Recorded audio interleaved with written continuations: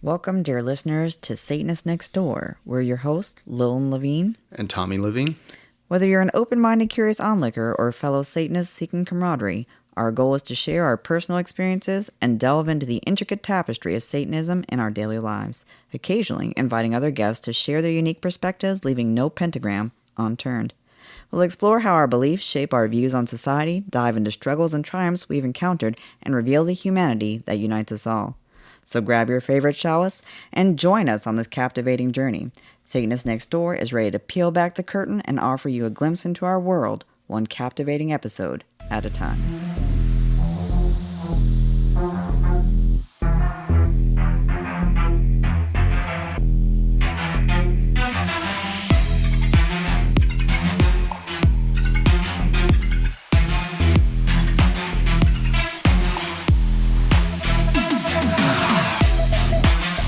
Hello and welcome to another episode of Satanists Nextdoor. So today we are going to be covering ideology. Ideology as a Satanist. Why does it matter? Why should you care? And what kind of triggered this subject? Yeah.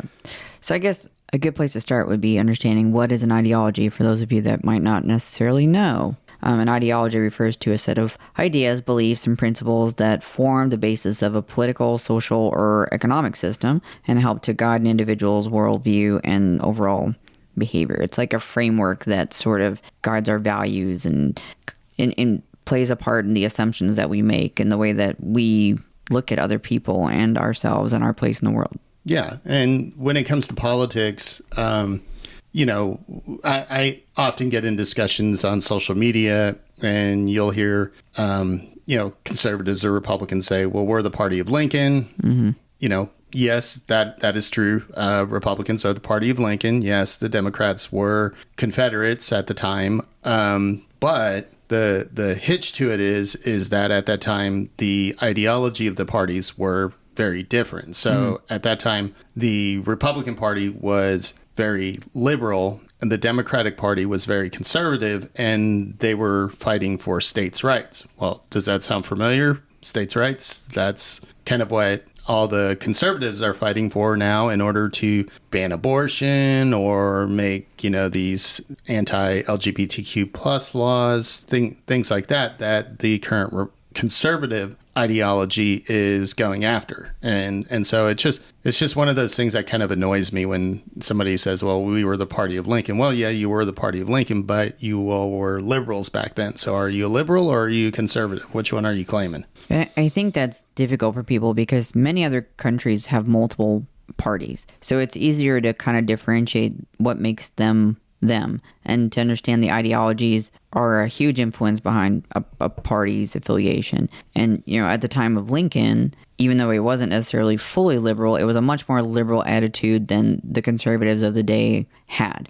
Obviously Lincoln wasn't fully against slavery. He wasn't an abolitionist. There were things that weren't as liberal as, what people might consider today liberal. But it was so outspoken for the time and very much made great changes that were along the liberal path. Yeah, it was somewhere around the Great Depression that the ideology of the parties flipped, where the Democrats, seen as, we were under the Great Depression, lots of people were starving, lots of people out of work, all of that. They said, hey, you know what?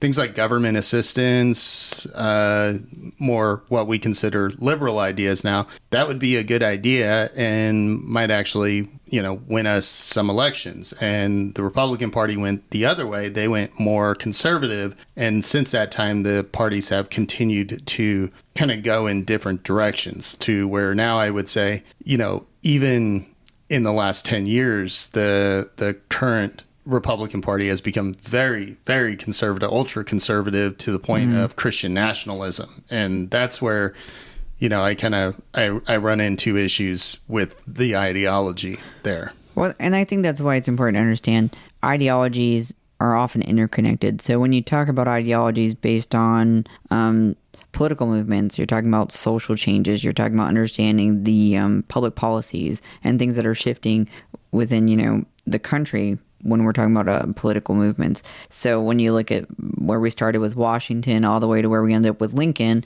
there was vast shifts between then and then, as you said, the Great Depression later. But even between Lincoln and Grant, when you had things happening with Native rights and the way that indigenous people were treated, between Johnson and Grant alone were drastic and could definitely be seen as shifting ideologies within the parties.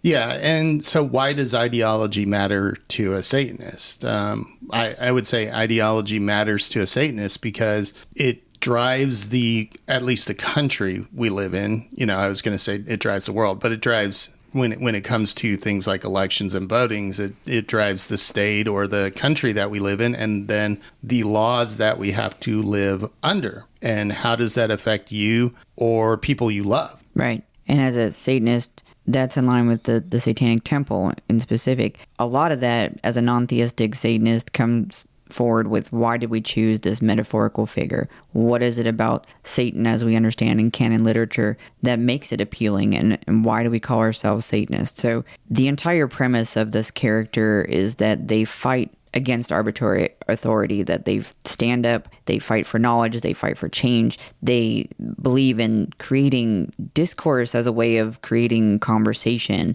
They use humor in some aspect. It depends on which literature you're reading, but these are the components that pushed me into Satanism that I aligned with, especially this way. And so when you talk about how does today's climate and political affiliation affect me, well, you talked about it earlier, gay rights, the LGBTQ community, trans rights, and how those individuals are being denied bodily autonomy and the right to make decisions for themselves, their health, or their parents to allow, make decisions for their health. When you talk about women's rights and the inability for them to have the right to abortion, not even necessarily saying that you have to, because just as much as you should be able to have an abortion, you should never be forced to have an abortion. So just having the ability to have rights over your body, the right to contraception, so that families can make decisions when and whether or not they're ever wanting to have a family. Some people don't. Individuals should never be forced to have to live a certain way just to fulfill a societal expectation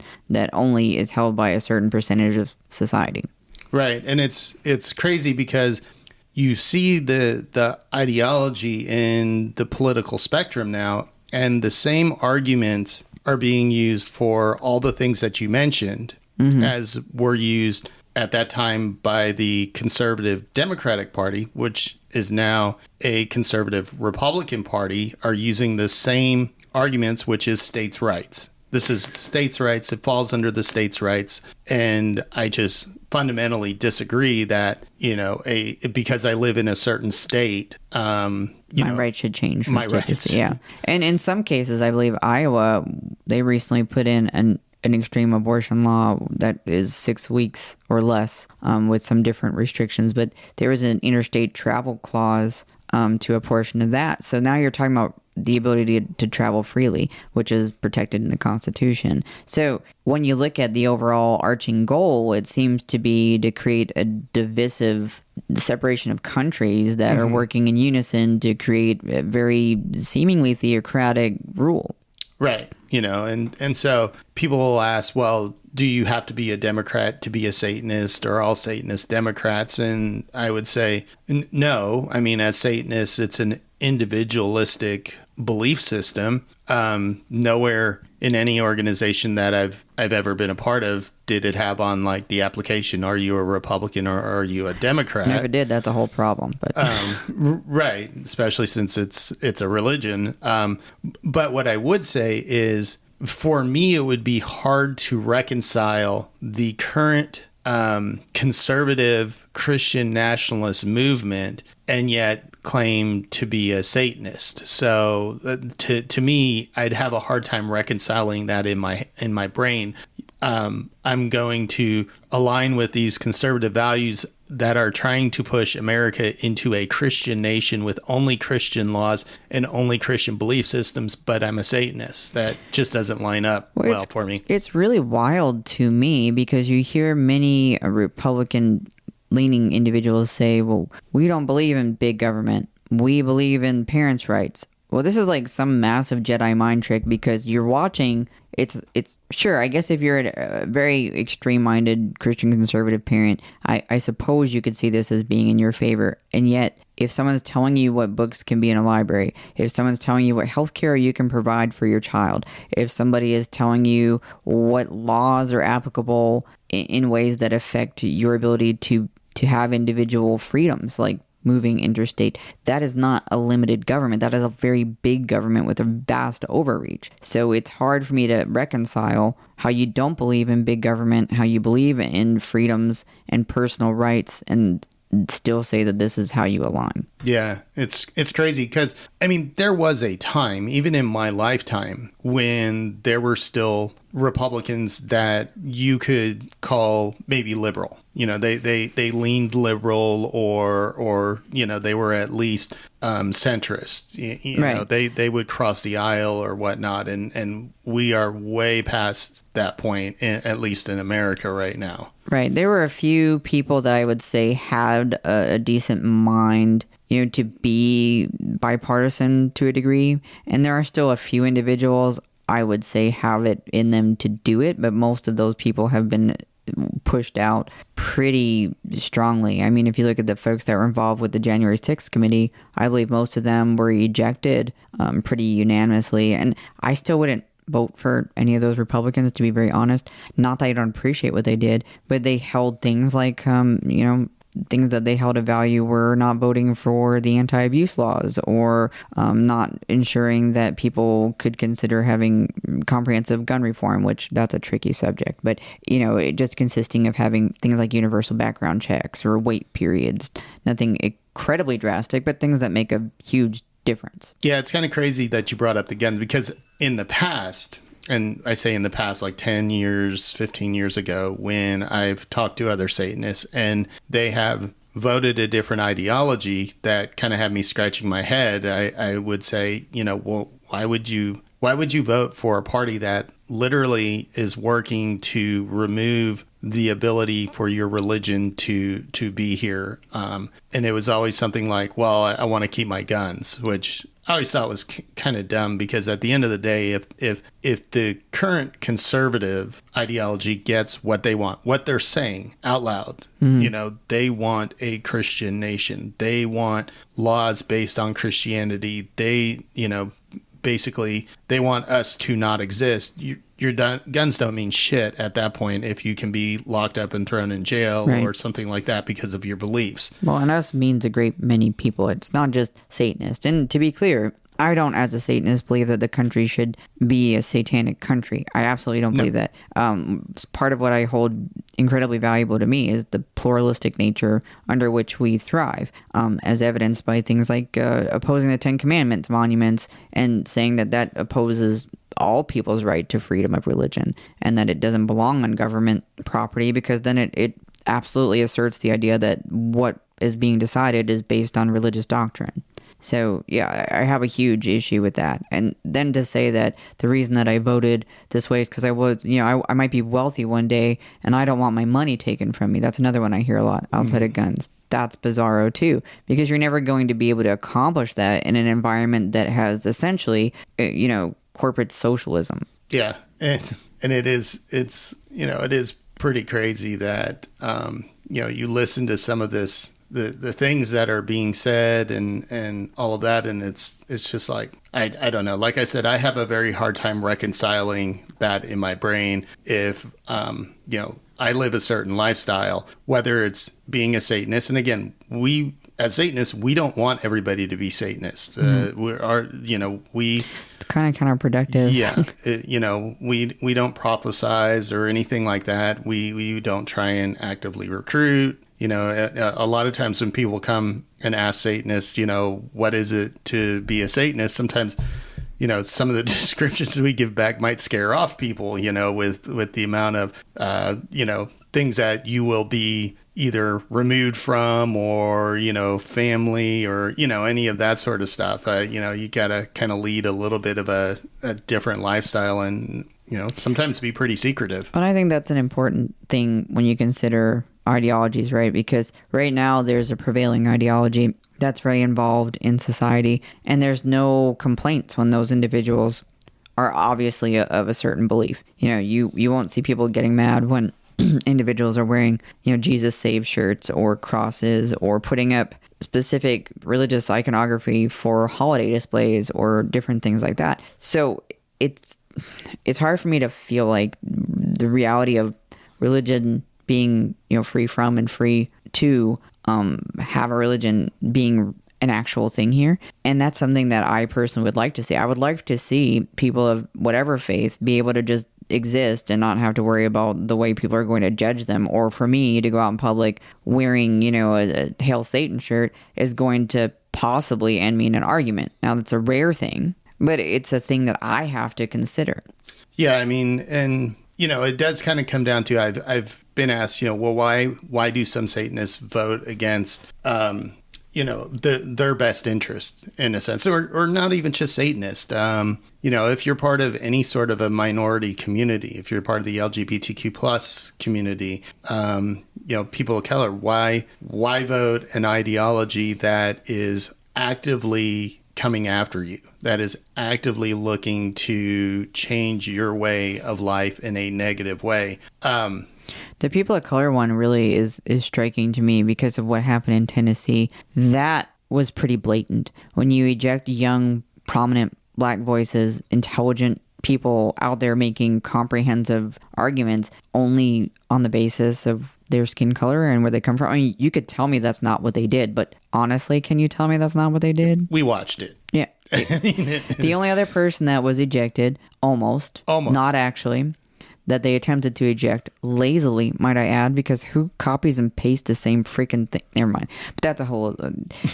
it was a woman that was already being treated poorly, not unlike the two Justins who were in fact ejected. Now they've come back, but they were making a point. And the point was, if you're going to be outspoken and you're going to contradict us because we're in power, we're going to get rid of you. And that's how it came across. So as a person from that community, and I'm not going to speak for people from that community, but I struggle with understanding what is the draw. Why would you why would you choose to align with the Republican Party? And I feel the same when it comes to women, which I can speak on, is that, if you are treated like a second-class citizen, which you are, if you don't have the same freedoms from state to state, you're a second-class citizen. If you're going to give up your freedoms and your rights for an ideology like the Conservative Party, what is the benefit? Why would you make this decision? Well, you can even speak for the LGBTQ plus community. I can, by proxy, by you and by our daughter. But you're definitely an ally, so for sure you can speak on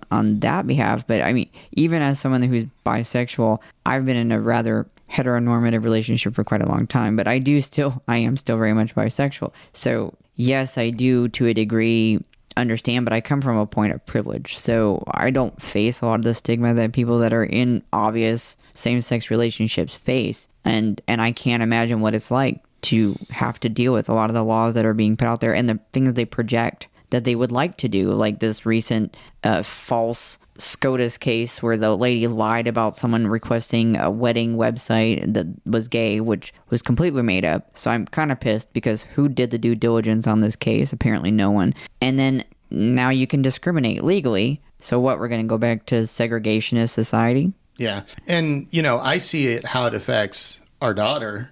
Right. I see how it affects her relationship and, decisions that they do or do not make based on the state that we live in. And, and then I see the laws that they're trying to pass. And as a father, it scares the shit out of me, not just as a Satanist, but just as a father alone. Some of this ideology that's out there and very, very prevalent right now, really does scare me and does, again, have me kind of scratching my head saying, how do you reconcile, a different ideology than is against your best interest? That one I've never quite understood. Yeah, it's confusing for me. And if people want to, I guess, explain it to me in a way, they're welcome to try. I just don't understand how it makes sense. Why would you intentionally go against not only your own best interest, but the best interest of society as a whole and the best interest of future generations? I mean, this is not... Let's just take, for instance, the LGBTQ thing. they try to claim if you bring God back into the classroom and into the schools that it will stop a lot of these things, which I don't know what it is they plan to, but look these at things by meaning like children being more outspoken being about gay, being apparently. right. You know, if you're more outspoken, or being trans, or getting any kind of recognition, or being able to use a bathroom based on how you identify, or being able to get gender affirming surgery to allow you to actually be the person that you've always been, but finally outwardly. It's just to tell people what they can do with their bodies is a huge violation. And I'm not talking about kids, because that is a very rare, incredibly complicated situation that involves lots of doctors. And even still, you're talking about 17, 18. And these are kids that, by all rights, are most likely to harm themselves and potentially, unalive themselves. And I would rather have my kid alive and being able to live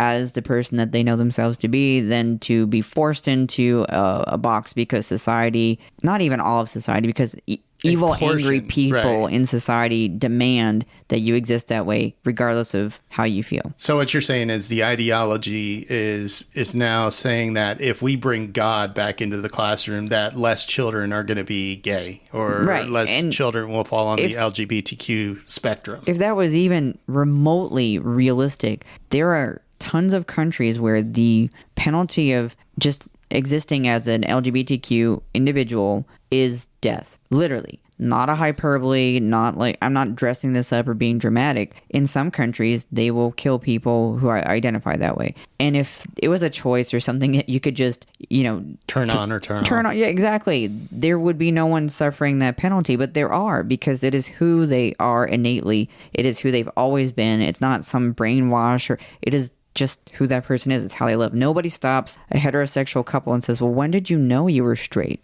Yeah. At what age did you realize that you were only attracted to the opposites? Could you imagine that conversation? But it doesn't happen. No, it doesn't, because we've had this religious ideology throughout the world, I would almost say at this point, that has, Well, there are countries that have always been much more like... realistically, they've always been very clear that it is not their business. Whatever's not happening in their life they don't have a right to say. And I've kind of always held that same stance. If you're involved in a consensual, whatever it might be, consensual relationship, if you, as a parent, you're ensuring that when you work with your kids that there's consent being passed between, and yes, I do think parents and children have an obligation to respect each other in a consensual manner. That does not always only apply to sex. If I'm going to tell you that you should get a haircut, I can't demand my kids cut their hair. I could say, you might want to consider getting a haircut. I noticed, and that's, for me, that's a lot. I wouldn't personally feel comfortable with that. But, or, don't dress a certain way because it might, lead you into trouble. Mm-hmm. I'm asking them, and I'm giving them feedback on what my motivation is behind that comment, and then they get to decide. So, yeah, to a degree, when kids are young, you have to make decisions. But as you can ask them, you involve them in making those choices, and then you help them to be an independent human being. You mean an individual that actually thinks for themselves? I know. Critical thinking? Perish the thought. Yeah. Critical thinking has become like a bad word in a lot of conservative ideology, which is really weird. I mean, it's like, okay, so I get it. You want a bunch of brainless, mindless sort of zombie drones. But it makes sense when you look at some of the prevailing, again, ideologies in society. You want people not to question, because when you question, it puts holes, and then you have to fill those holes, and then it gets you in trouble because liar's gonna lie, and it's kind of obvious. That's the other thing that really blows my mind, is that the prevailing conservative party as it stands really praises and worships liars. I don't know a nicer way to dress that up. These people are prolific, pathological liars. It's obvious for the most part to anybody. Maybe they know, maybe they don't. But the things they say are outright, blatant lies. Yeah. I mean, I've always taken the position, if you need to lie in order to win your political argument, or just an argument in general, if you need to blatantly lie, you know you're on the wrong side of that argument. Somewhere in your mind, deep down, you're on the wrong side of it, because you're lying in order to try and win your argument. Well, maybe they know that most people aren't doing a lot of research I don't know the percentages or anything like that, but it seems like most people are just all too happy to follow along and just agree. I mean, you look at stuff like, let's just say, for example, Fox News, they were blatantly lying to the point where they were sued and lost to the tune of millions and millions of dollars and had to publicly apologize and publicly call out these lies. Even when I believe it was when Trump was trying to go on there and have some kind of conversation about, voting being stolen, they had to correct him publicly. Yeah. And so, how can you still value those opinions when it's very obvious they had no problem lying to you blatantly? Yeah, I don't know. I again, it's one of those things that I kind of wrestle with. When I see anybody in any sort of minority community, and as a Satanist, yeah, we're a minority, definitely a minority religion. But at the same time, as Satanists, we don't tell people how to vote. We tell people they should vote. Right. Definitely, you should vote. No matter what side you're on, you should vote. Well, the Johnson Amendment exists for a reason, because the pulpit is not a place to promote candidates. It's not supposed to, because you're going to naturally have a group of people that are going to feel compelled to make those decisions. They look at people, leaders, faith leaders, as a sound voice of reason, as people they trust, as people that have their best interest at heart. And so when you endorse a candidate, you're really putting a lot of pressure on people to make that decision. And as a Satanist, that's the absolute antithesis of what it is that we want to provide, even as a minister myself, people that we work with. It's, you should be making choices for you. I can say so much, well, does this align with your personal values? Does this benefit your life? Does this benefit your family? Does this, improve your quality of living in any way? If the answer is no, then probably don't do that thing. But I cannot tell you with a good conscience, you must vote X or you must vote Y or else, because that's horrific. Yeah. And I can personally, again, not in a ministerial role or as a official representative of TST, but I can personally say so-and-so is an asshole because, they're against abortion or they're trying to take away gay rights, something like that, because I am allowed to have my own personal opinion. But I don't go out there and say, or, satanic organizations don't go out there and say, you have to vote for this person. And I see it in churches now, and I'm, I got this one on social media too, because some people will say, not my church. Okay, great. Not your church. But there are plenty of churches out there that preach from the pulpit or I'm not going to call it out directly but there was a period of time where we did try attending churches, and it was a church up north, and they directly absolutely made statements like calling Obama a Muslim and a terrorist, and from the official during services. And so that's pretty blatantly telling people what is and what isn't. And to the point where back when, like you said, there used to be rational people that were in politics on both sides. Yeah. And still just as many idiots, but much more rational individuals that would call things out when they were just wrong. John McCain was one of those people. Again, not a perfect person, but a person that I think had the best interest of the majority of people at heart. And there was some sort of town hall type thing, and one of the women that was speaking began to speak of Obama in that manner, that he was, a Muslim and all this stuff. And he actually gently and politely turned around, because he could be very firm and loud, but for the most part he was relatively soft-spoken. And he turned to her and he said, no ma'am, he's a family man, and as much as we may disagree, he's a good man, he's a faithful man. Yeah, and he corrected him that Obama wasn't a he Muslim. wasn't a Muslim. Not that should matter. Right. It shouldn't matter. There's nothing wrong with being a Muslim, but they were trying to use it in a derogatory way. Right. And it he was shut her down. Yeah, she was trying to disperse his, person. And so John McCain, he turned to her very, slowly and in the way that he does, and looked her in the eyes and said, "No, ma'am."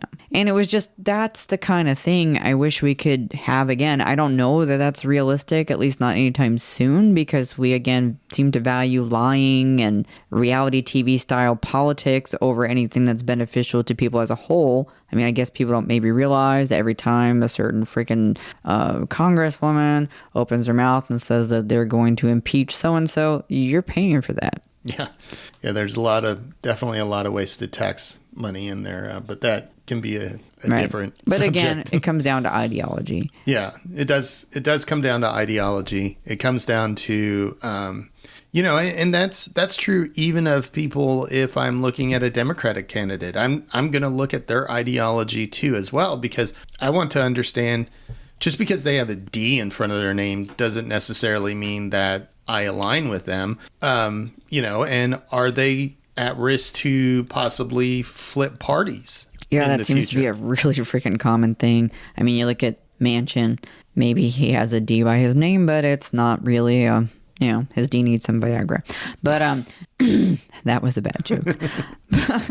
But when you look at that, or Manchin, or I just said Manchin, Cinema, Manchin, some of these people are obviously not aligned with the ideology that one would believe aligns with a more liberal point of view. Whereas, you've got people that seem to, but then they flip. So there's a lot of concerns about ensuring that you're doing the best due diligence you can, but you can't truly know. Yeah, I mean, if somebody's going to lie, they're going to lie. But I at least try and look at their ideology to make sure, does this person line up with the things that I want for me, for my family, for the people that I love and care for in the now and in the future? Yeah. Well, the ideology is so important, not just for the politics, but let's just look at the climate, right? We have the one planet so far that I know.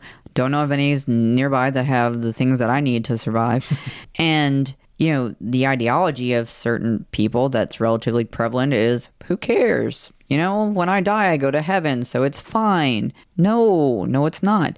What about, why did you even bother to have kids if you don't care what kind of crap hole they're living in? Do you not want to provide something? So again, ideology encompasses so much of our lives, and the ideologies we choose can affect the lives of others. Yeah, I mean, it does. I mean, you look at things like Supreme Court nominations, those are lifetime appointments. Yeah. So unvoted. Well, we the average person doesn't get to vote, unless you're a certain group of people, and then you get to critically, attack people that don't align with what you believe should be sitting on the bench. So, then the other question that comes up, because obviously, we don't, as Satanists, satanic organizations, any of that, we don't specifically say who to and who not to vote for, but I do talk about ideology a whole lot on social media. And again, I will blatantly say somebody sucks if I think they suck. Telling you that Ted Cruz is an awful human being isn't me telling you to or not to vote for him. If you like him as an awful human being, good for you. But I can definitely say, he didn't show up for Uvalde. He didn't show up for Texas. He continually did things to prove he doesn't care about the state. So is that what you consider a valuable member of your political representation? I mean, maybe the answer is yes for you. Yeah, maybe. But then the other question comes up. Okay, if you could be Republican or Democrat as a Satanist, how do you deal with people that are of the opposite ideology? Are you friends with people? Where does that go, or do you just kind of stay in your own little bubble? See, that's tough for me. I prefer to be able to have an open dialogue with people regardless of where they are, because it helps me understand where people come from. It helps me grow as a person individually. Sometimes it just strengthens a perspective I already have. Other times it challenges it and forces me to grow outside of what I come to believe. But then there's the side where if you align with any kind of ideological center point that revolves around taking away people's rights, wishing people dead, harming people I love, that's not really it's a non-starter for me. I can't come to you and have an open conversation when your position is, fuck you, I don't care. Yeah, I mean, I don't have a lot of friends anyways, but that's by design. That's just the type of person I am.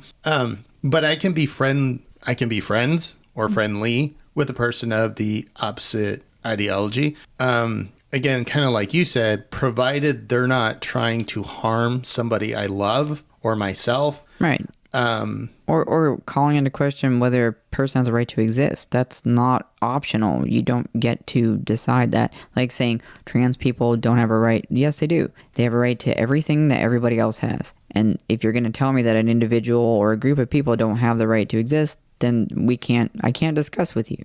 Yeah, and again, it's the question might actually come back to would they be friends with me? Because if somebody's going to make bigoted statements in front of me, I'm going to call them out, and they're not going to really like the reaction that they get because I'm going to be quite honest and basically call them a bigot. And so, I mean, you don't have to basically. It's pretty blatant.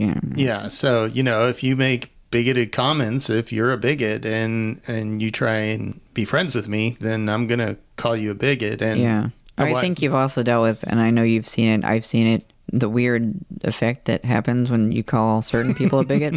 I don't know if it's like a new learning point or something, but yeah, it's weird. I don't know if this is like being taught around the churches or something like that, but calling somebody a bigot when they do bigoted stuff or say bigotry or spread bigotry is not being a bigot. I really don't care what your Bible study class told you or whatnot, but if you're a bigot and I call you a bigot because you made some bigoted statement, I'm not being a bigot by calling you out. It's kind of like saying, oh, you're a Nazi for calling out Nazis. And it's like, no, those are Nazis, and that doesn't make me a Nazi for pointing out that, hey, you're a Nazi. Yeah, I don't know if it's strictly only religious groups that utilize that talking point, but it's a really weird one. I've definitely heard. And the Nazi thing, again, what the hell kind of ideology are you aligning with where you feel like it's an appropriate thing to use anti-Semitic slurs on people